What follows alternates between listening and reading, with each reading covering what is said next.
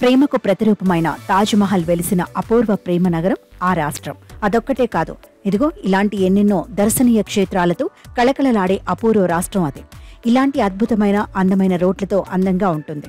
దేశ పటంలో ఎర్రగా మెరిసే అత్యున్నత ప్రదేశమే ఈ ఉత్తరప్రదేశ్. ఇప్పుడు అక్కడ ఒక చారిత్రక నిర్ణయం తీసుకున్నారు. అదేమిటో ఎలాగో చూస్తే మతిపోతుంది. పర్యావరణ రహిత రవాణాను ప్రోత్సహించే దిశగా ఉత్తరప్రదేశ్ ప్రభుత్వం కీలక నిర్ణయం తీసుకుంది. ఇది చారిత్రాత్మక నిర్ణయం. మార్కెట్లో పర్యావరణ రహిత వాహనాల విక్రయాలను పెంచుతుంది. ఈ క్రమంలోనే వాహనదారులకు శుభవార్త చెప్పింది. హైబ్రిడ్ ఎలక్ట్రిక్ కార్లు, ప్లగ్ ఇన్ హైబ్రిడ్ ఎలక్ట్రిక్ వాహనాలపై రహదారి పన్నును పూర్తిగా మాఫీ చేస్తున్నట్టు ప్రకటించింది. ఈ మేరకు తాజాగా నోటిఫికేషన్ విడుదల చేసింది. పెట్రోల్, డీజిల్ కార్ల వల్ల పర్యావరణంపై పడే ప్రభావాన్ని తగ్గించడంతో పాటు హరిత వాహనాలు కొనుగోలును ప్రోత్సహించాలనే లక్ష్యంతో ఈ కొత్త పాలసీని తీసుకొస్తున్నట్లు యూపీ సర్కార్ వెల్లడించింది.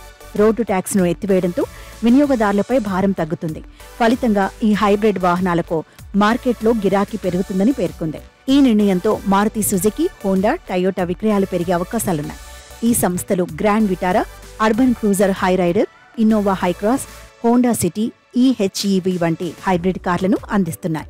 రోడ్డు ట్యాక్స్ ను మినహాయించడంతో యూపీలో మారుతి సుజుకి, హోండా హైబ్రిడ్ మోడళ్ల ధర 1.98 లక్షల నుంచి 2.88 లక్షల వరకు దిగిరానుంది.